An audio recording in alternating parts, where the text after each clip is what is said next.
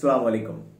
Spinal TB यानी मोहरों की टीबी की इस वीडियो में हम इसकी तशखीस और इलाज खुसूसन सर्जरी के ऊपर बात करेंगे।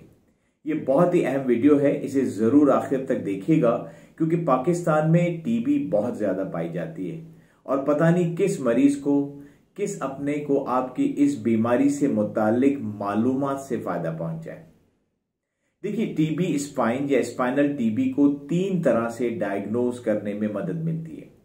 एक अलामात की बुनियाद पर, 2 एमआरआई जो हम कमर का करवाते हैं उसकी बुनियाद पर, और तीसरा जहां पर टीबी है वहां से बायोप्सी यानी वहां से थोड़ा गोश्त का या जो मटेरियल डेड हो गया इन्फेक्शन के नतीजे में उसको वहां से निकालकर लेबोरेटरी भेज के उससे भी हम डायग्नोज करने में हमें हेल्प मिलती है।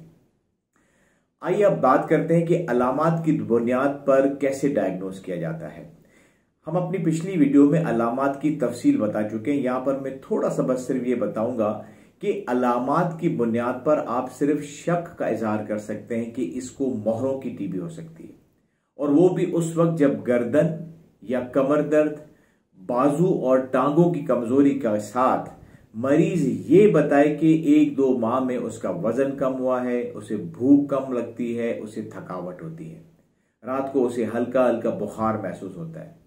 लेकिन आपको अपने शक को यकीन में बदलने के लिए लाजमन स्पाइन का एमआरआई कंट्रास्ट के साथ करवाना होगा। नाजरीन, टीबी की डायग्नोसिस में नाजरीन एमआरआई का रोल इंतहाई अहम है और ज्यादातर केसेस में मरीज की अलामात और एमआरआई में नजर आने वाली तब्दीलियां और फाइंडिंग से स्पाइनल टीबी की डायग्नोसिस हो जाती है और इसकी बुनियाद पर दवाइयां शुरू करवा दी जाती हैं। स्क्रीन पर आप मुख्तलिफ मरीजों की एमआरआई देख रहे हैं जिनको टीबी डायग्नोज की गई थी। ये तस्वीर डॉक्टर हजरात ज्यादा अच्छे तरीके से समझ सकेंगे। इसमें आपको मुख्तलिफ फाइंडिंग मिलेंगी, जैसे कि वर्टेब्रल बॉडी कोलैप्स हो गई है, डिस्क जो है वो डिस्ट्रॉय हो गई है, पस या एप्सिस जमा हो गई है, स्पाइन जो है उसकी शक्ल में तब्दीली आ गई जिसको हम स्पाइनल डिफॉर्मिटी कहते हैं, कॉर्ड जो है स्पाइनल कॉर्ड वो कंप्रेस हो गई है, दबाव आ गया है, और स्पाइनल नर्व रूट जो है वो कंप्रेस हो गई है। यहां मैं आपको बताना चाहूंगा कि अगर आप एक्सरे करवाते हैं या सीटी स्कैन तो वहां भी आपको फाइंडिंग मिल सकती है, लेकिन एमआरआई इन तब्दीलियों को दिखाने के लिए बहुत ज्यादा सेंसिटिव है, इसीलिए हमेशा एमआरआई ही को डायग्नोज करने के लिए तरजीह देनी चाहिए। बाज डॉक्टर हजरात सिर्फ एक्सरे करवाते हैं और अगर वो नॉर्मल आ जाए तो मरीज को सिर्फ पेन किलर वाली दवाई देकर घर भेज देते हैं।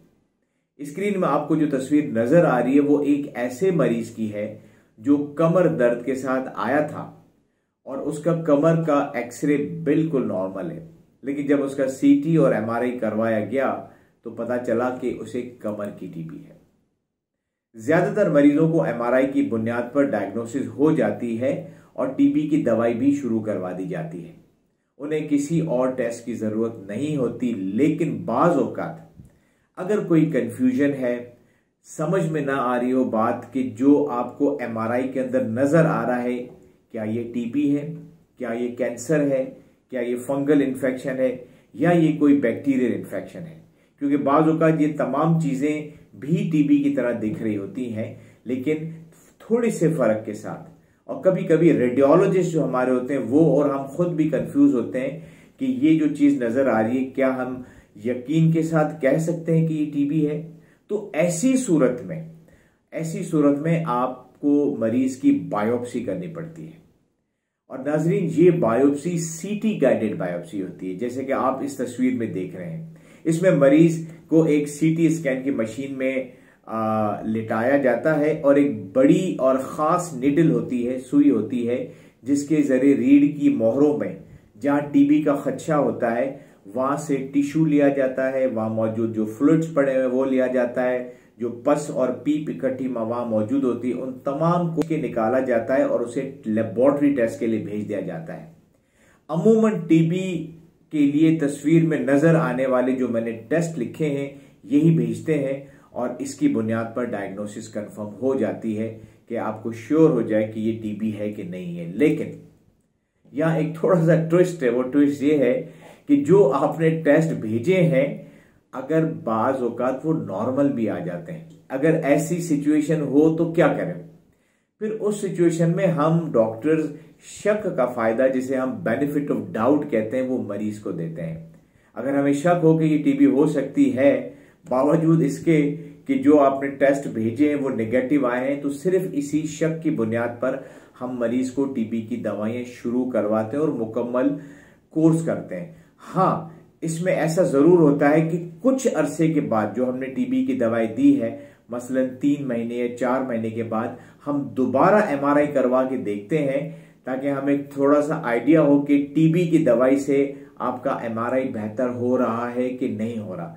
उसकी बुनियाद पर हम मजीद जो है अपना क्लिनिकल जजमेंट या डिसीजंस लेते हैं मरीज के लिए। अब बात करते हैं इलाज की। नाज़रीन, इलाज 2 हैं, दवाइयों से इलाज जो टीबी की दवाइयां हैं और ऑपरेशन से। जहां तक दवाइयों का ताल्लुक है, मोहरों की टीबी का दवाइयों के साथ इलाज तकरीबन वैसा ही है जैसा कि हमने दिमागी टीबी का किया था। इसके लिए आपको मेरी दिमागी टीबी की पिछली वीडियो देखनी होगी। टीबी की नाज़रीन 4 दवाइयां हैं जिनको विटामिन B6 के साथ मिलाकर दिया जाता है। इन 4 दवाइयों को शुरू के 2 माह में तो इकट्ठा दिया जाता है, फिर 2 माह के बाद जो है 2 दवाइयां इनमें से हट जाती हैं और बकाया 2 दवाइयों को विटामिन B6 के साथ जारी रखा जाता है। और अमूमन ये 1 साल के लिए होता है, लेकिन अगर आपका डॉक्टर जो कि कॉम्पिटेंट भी हो और तजुर्बेकार भी हो, वो अगर फैसला करे तो इसको 1.5 साल या 2 साल तक भी जारी रखा जा सकता है।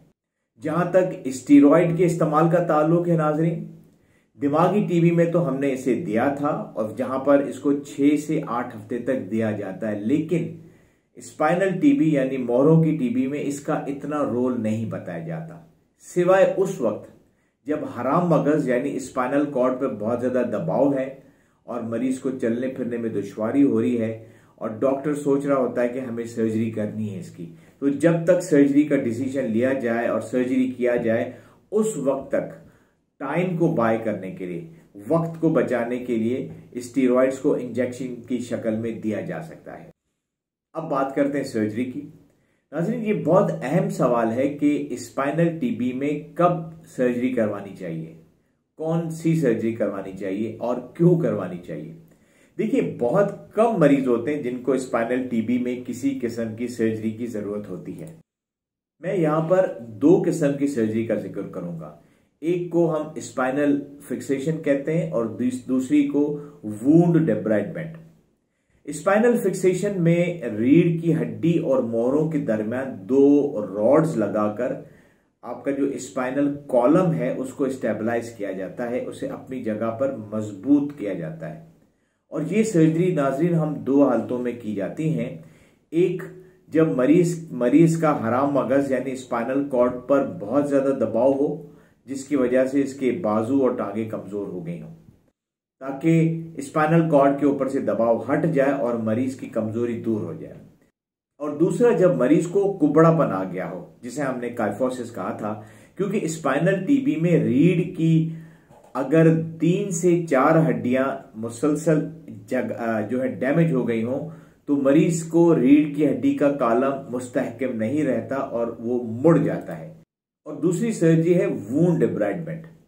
ये उस वक्त की जाती है जब पस कलेक्शन यानी टीबी की वजह से पीप बन गई है, वो वहां पर बहुत ज्यादा इकट्ठी हो गई है, जिसकी वजह से जो उसके आसपास स्ट्रक्चर है, जैसे कि स्पाइनल रूट है या स्पाइनल कॉर्ड है, उसके ऊपर दबाव आ गया है।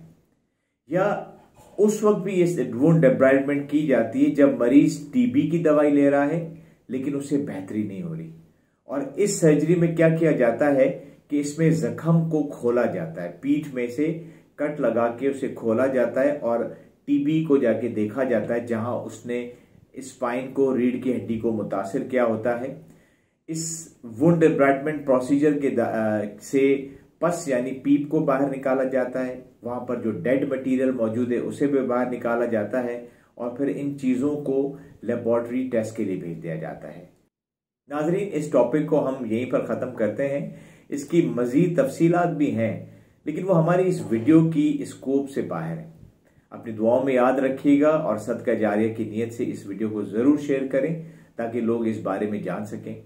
आप अपना, अपने प्यारों का और अपने इस चैनल का ख्याल रखिएगा। अल्लाह हाफिज़।